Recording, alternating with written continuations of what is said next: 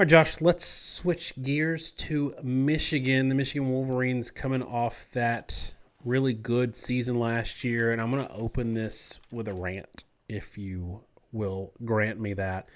Um, I don't like this argument that, first of all, I'm going to bring it somewhat back to Alabama because a lot of Alabama fans are like, yeah, Alabama should have been in the playoffs over TCU.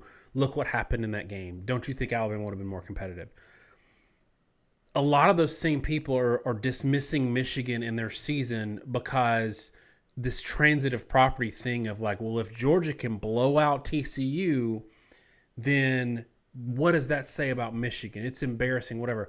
That is the dumbest argument that anyone could make. First of all, it's a week later. That's my big thing. Like maybe not even any. Second of all, the team you get after a month to prepare is so much different than team you get week to week. And we saw this with TCU, who throughout the season they were barely beating teams who were playing on their second or third string quarterback by like one score. That doesn't mean TCU was a bad team. It just means that one, they're a very senior laden team, and two, when you give any team a month to prepare, that's a tough situation. That is a really tough situation. Like, the Cincinnati Alabama game in 21 was ugly. We've seen Notre Dame and Clemson. I think they had an ugly playoff game because when you give a team time to prepare, you get their best shot and you get a lot of script. And so a lot of people are putting that game on Michigan. I think that's ridiculous. They played a really good team, and I don't think Georgia beats TCU 65-7 or whatever if they play them in the first round of the playoffs. So let's kind of push that out to the side. Josh, I'm going to have you explain to Michigan fans why we keep missing predictions for Michigan, wins and losses. But namely, we keep missing this Ohio State-Michigan thing. We've missed it, I think, 3 years in a row now. One picking Michigan, two of them on Ohio State. What's going on there with our missing the mark on who Michigan is as a team, both good and bad? Yeah, it's 3 or 4 years in a row I've been wrong. I just keep, it's at some point it becomes worth it to just bet opposite of what I say in that game, and it's not a negative Michigan thing because I picked Michigan for a couple of years, and then switched and then was wrong anyway. Um, I think there are a number of factors that have been converging. People talk about rivalry games being more unpredictable. First, let me say that's just wrong, scientifically wrong. There've been a couple studies where people have dug into the stats of it. One, rivalry games tend to be more unpredictable in a sense, just because those games tend to be closer. From an against the spread standpoint, they're no more unpredictable than any other game with low spread totals. And in fact, rivalry games actually have a lower rate of major upsets than do non-rivalry games. And I think the reason for that's pretty simple. Teams tend to give each other their best shot in the rivalry game. But when you're closely matched teams, yeah, 2.5 point spread or a 3 point spread is not much. Even a touchdown spread is really like a 60% chance to win. It's not a huge deal. I probably just gave that stat wrong, but we'll roll with it. I think the reality for these two teams is that they've been fairly closely matched the past several years, and things have kind of come one way or the other. I think the team that hasn't gotten the most hype has had a little more chip on their shoulder. I also think a lot of other things have come into play where, the weather is necessarily maybe has favored the team that runs the ball more, or it's favored the team that throws it more. Ohio State has been the more wide open offense, Michigan being the more run based. I think a lot of it has been matchups. Michigan has had a lot of advantages on the front seven, right? Hutchinson was a heck of a player. Last year on the defensive line, you had Mike Morris and Sandra still that were really dynamic players getting to the quarterback, along with Oki, and Harrell, who actually does return. And I think that's given Ohio State a lot of fits because when you got pressure on C.J. Stroud, he struggled. Their offense just totally went in the tank for a half often against Michigan the last couple of years. And that's led them to lose games that they were otherwise looking like they could be competitive in. So, I think it's a combination of factors, but I think a lot of it had to do with styles of play, had to do with circumstance, had to do with particular matchups. The fact that Michigan has gotten better defensively. When they moved on from Don Brown, when we were very critical of Don Brown, and we love the guy. We think if you got a team and you need to have a good defensive coordinator, go get Don Brown. If you got a team that wants to go win the national championship, do not touch Don Brown, because his schemes against high level dynamic offenses in college just got exposed. He really put way too much on safeties and corners, and against high level RPO teams, I mean, they would just run simple crossing routes and things, dump the ball off, and the guy would go for 60 yards over and over. They fixed that problem at Michigan. And they fixed it at a time when they had a great pass rush. And they fixed it at a time when they were running the ball on the ground really well, when Ohio State has struggled in the front seven to stop the run the way they had in prior years. We kind of missed the coagulation of all those factors, but I don't think it should be surprising that Michigan's beaten Ohio State. I think we were just stupid for not seeing why the shift happened the way it did. But all that said, it's a new team, new year. Both teams are trying to make changes. Ohio State's made changes on the defensive side of the ball themselves with a new coordinator. And, it's a different roster for Michigan. So, let's get into talking about it. And I've beaten Michigan up enough about their out-of-conference scheduling. I'm not going to do it again. I will say, for our kind of SEC listeners that love to also join in and beat them up over it, they get back on track next year. Incidentally, in a year where Ohio State doesn't play a Power 5 team out of conference, Michigan does. The thing that I'm curious about with Michigan this year, Josh, is the way the schedule is laid out. It's hard to really know kind of who they are until maybe that October 7th road trip to Minnesota. In your opinion, is that a good thing or a bad thing for Michigan, in that we talked about Georgia not having that margin for error because their schedule is weak? Michigan's schedule isn't weak. It's just backloaded. They finished the season Penn State, Maryland, Ohio State. And Maryland and Penn State are both on the road. And Maryland, I think they're better. I think they're a better team. We've always beaten up on them a little bit because they struggled so much along with Rutgers when they first joined the Big Ten. But that's a quality 8-4 every year type team now. So if you're Michigan, what do you do with a schedule that's seemingly so backloaded? How do you evaluate them? Well, there's two sides, right? How do you coach them and how do you evaluate them?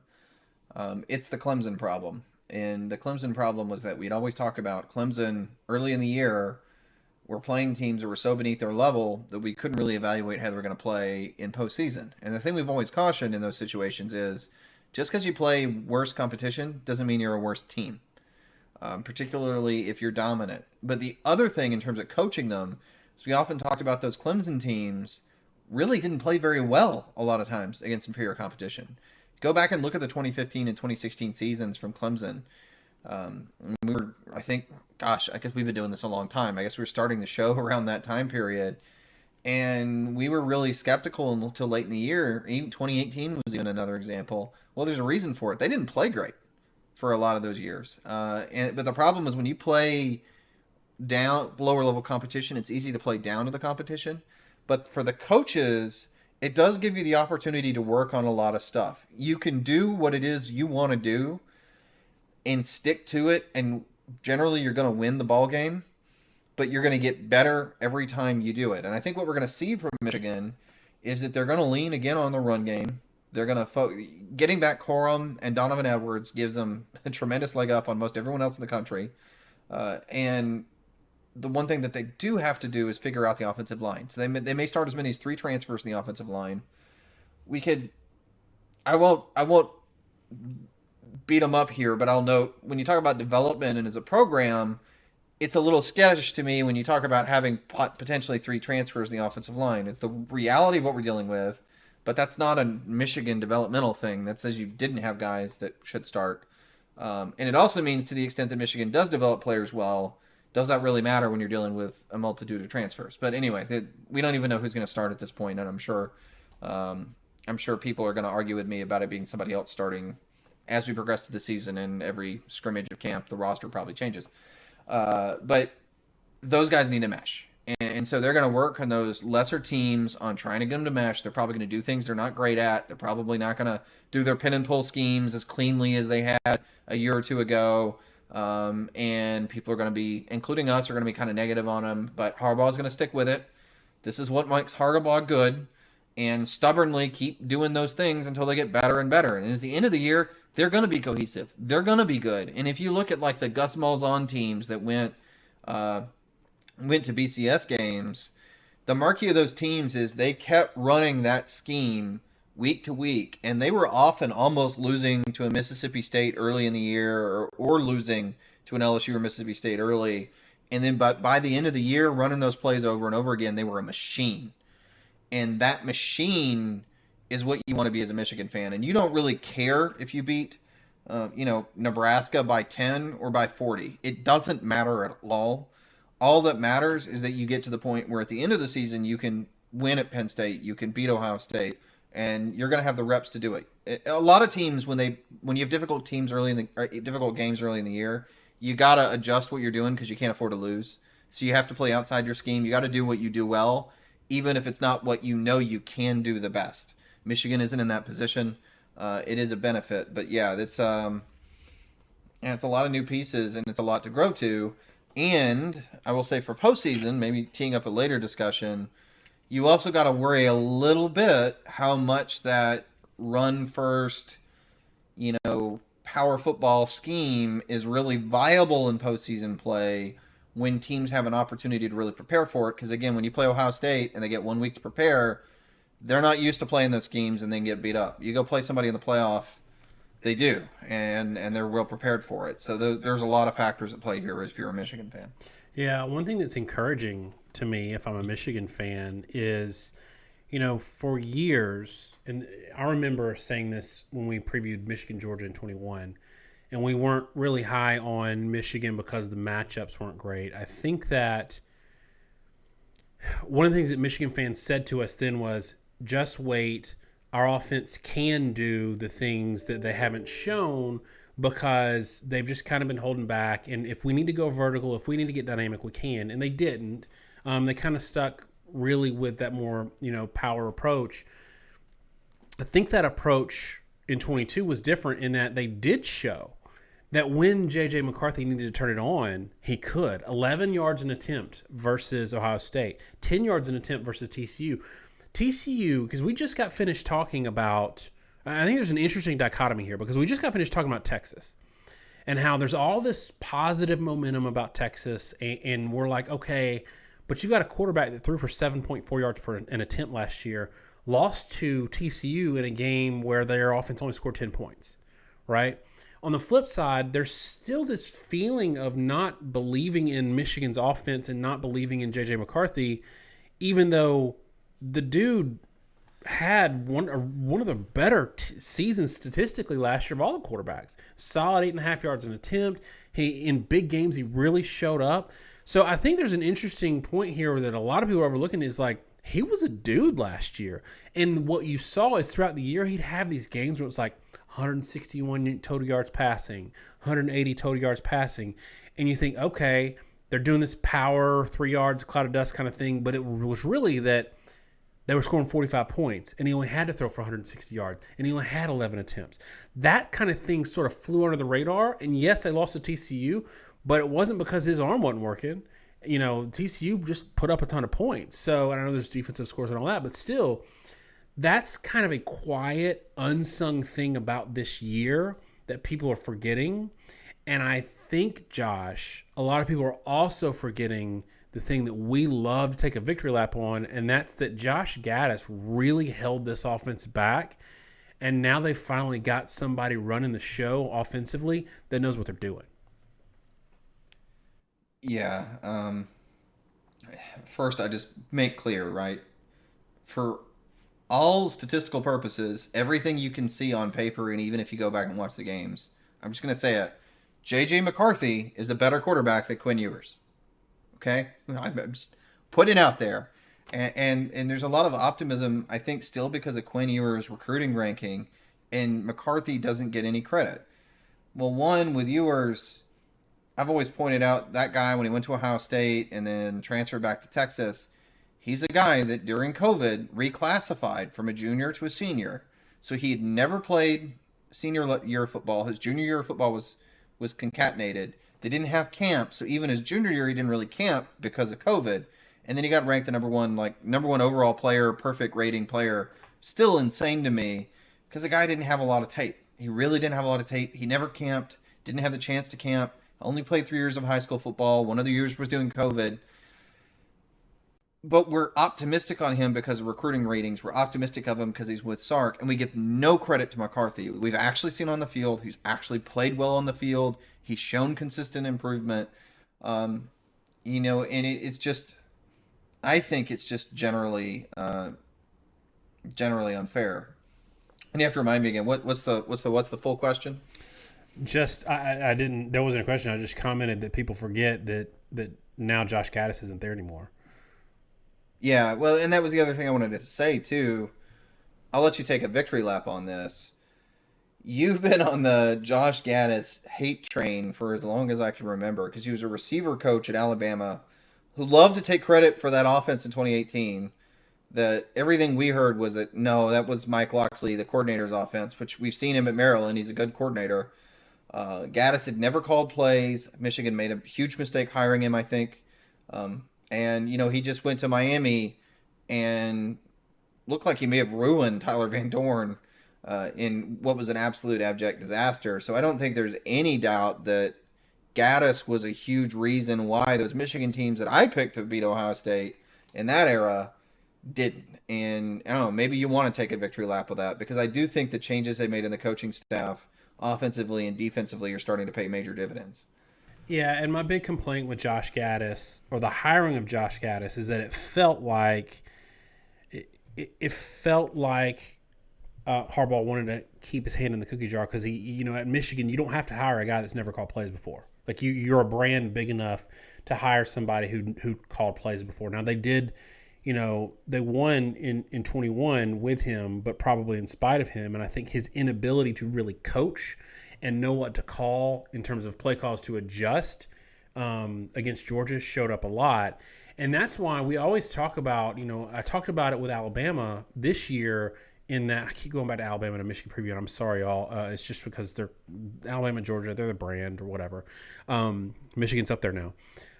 Alabama had a coach an offensive coordinator who had them have 16 instances of consecutive 3-and-outs.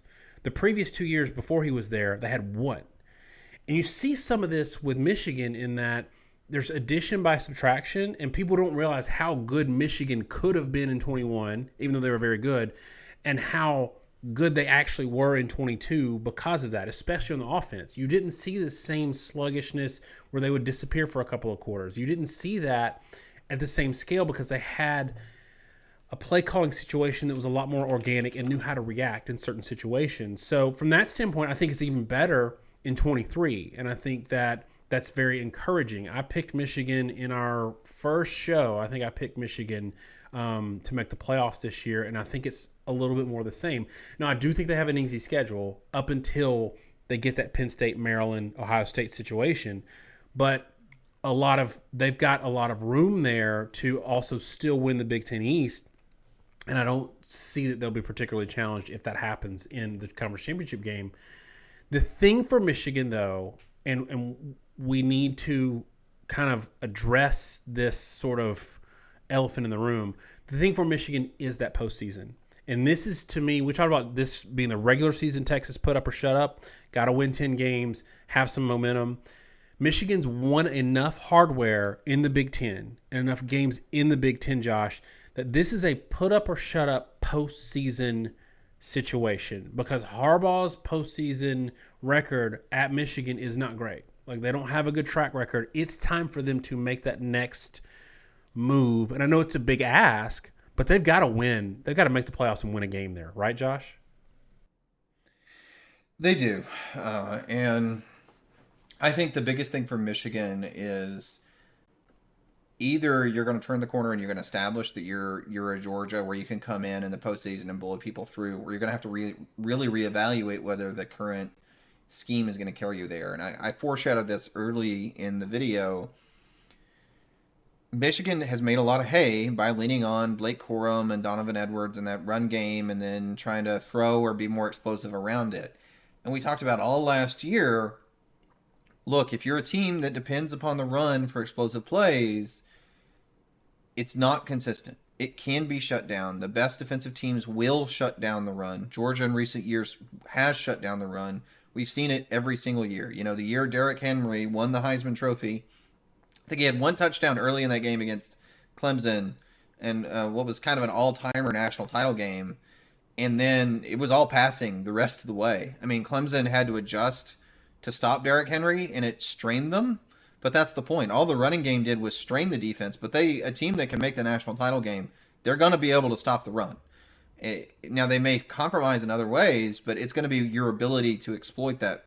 You know how they've compromised that really matters. And so, if you're Michigan, can you beat Georgia? Because Georgia's leaned on the run game for the past couple of years, but their run game has been so brutal, and the running back core so deep, and the offensive line so deep, and again, their defense has been so suffocating that they just put a ton of pressure on you. But the big key with them is that Stetson Bennett was an uber efficient passer. They kept moving the ball, they kept getting first downs, and if you leaned to stop the run, they would just eat you apart going down the field and score. And the couple games, like the national title game in particular against Alabama, where the run wasn't working that great, the defense was so good that they could stay in the game until late, and they hit a couple deep passes late in the game to win the game. That's where Michigan's got to be. And so you got to question, do you have the roster to do that? Can you play this style of football with this roster and this development scheme, and not just win the conference, which they've proven they can do, but actually win a game or two in the playoff, which is a whole other degree of difficulty, which I think Michigan fans appreciate now.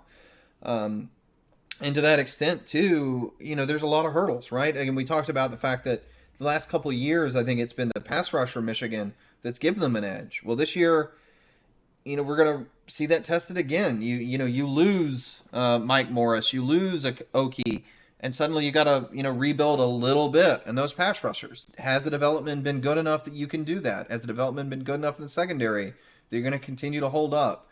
And then again, not just hold up, but take another step forward. Not have the kind of result you had against TCU, not let a team throw the ball down the field in a playoff scenario.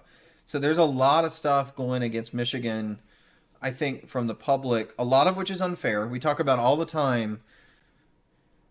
People always say they want to be in the playoff, but the worst thing is to be in the playoff and lose.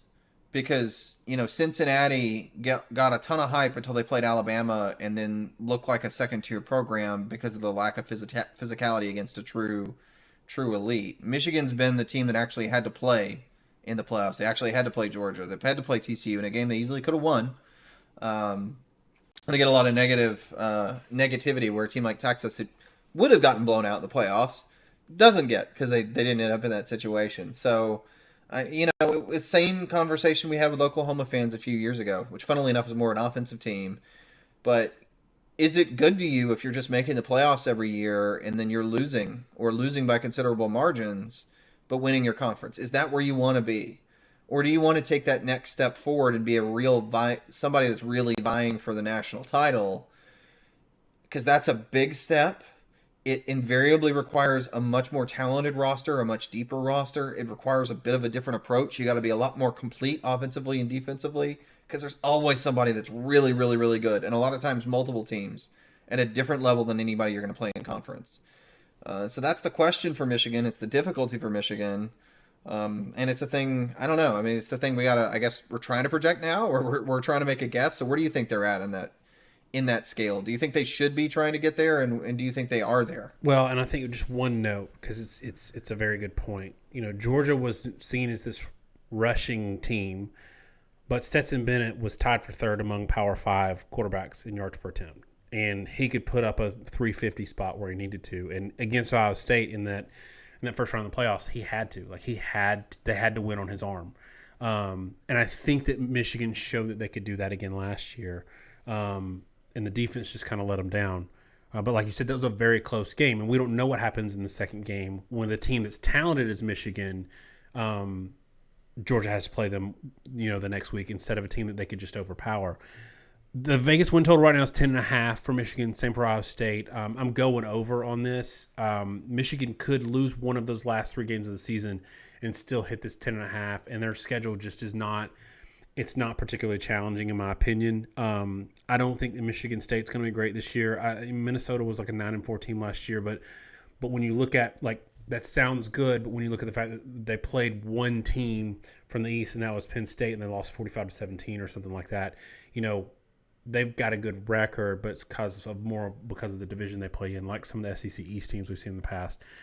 So 10.5 when they might not play a ranked team until November 11th, I think it's pretty safe that I'm picking them over. And I think that winning a playoff game is going to be contingent upon, one, if some of the new faces can make that transition or maturation and get comfortable, but two, the draw they get in the first round. Not necessarily just how good that other team is, but the style that they play and whether they can adapt accordingly. I think it's a little unfair to look at Harbaugh's postseason record and just kind of roll it up generically and say, they suck in the postseason, because I don't think that's true. I liked that TCU team last year, so I'm not killing Michigan for losing that game. And that game could have gone either way. But at least in the short term, if we're picking regular season, 10.5, I'm taking over. I think it also take over. Now, I'm already on record, so I got to keep that record. I think more likely than not, Ohio State wins the conference. But be clear, I'm pretty split on that. And right now, I'm just trying to blindly guess in the dark. I give a lot of benefit to the doubt at this point to Harbaugh and his squad. He's shown the ability to rebuild his roster. And that always comes down to how well you coach guys developmentally at depth, right? You see a lot of guys that are great with starters that don't do a good job of training the backups. Bobby Petrino's a guy that comes to mind. Everybody talks about how great a coach he is, but look at his last years at Louisville. Look at what happened when he left at Arkansas, and he had a lot of attrition. A lot of guys graduating when he left there. His backups never had a clue what they were doing. He took a bunch of freshmen, played them for 4 years, got them really good as starters, and they'd have a great team as a senior, and then they would implode. Harbaugh's not going to do that. And you pay for it a little on the front end, because you're not putting as much effort into like building an innovative scheme and getting those starters tons of reps. But his team, through its depth, is just better prepared and coached, and it starts showing up when those guys develop as juniors and seniors. That's when you get into the territory of the Georgias and the Alabamas and getting the benefit of the doubt. But it's a weird schedule, because the top 5 teams in odds to win the Big Ten are Michigan, Ohio State, Wisconsin, Penn State, and Iowa. You dodge Wisconsin and Iowa, but you end the year with Ohio State and Penn State. So on one hand, it's kind of an easy schedule, as much as you can be an easy schedule it is to get to 10 wins. I mean, you're only playing two of the other 5 teams in the top 5 in the Big Ten, and you don't play anyone of note out of conference. But you can lose one game very easily at the end of the year and not win the Big Ten. And especially if you lose to Ohio State can lose another game and then win the tiebreaker and they win the Big Ten. It's kind of the Big Ten East and the SEC West have the same problem now, same problem really that I will say the SEC West really used to have, which is you got 3 great teams and they're all in the same division.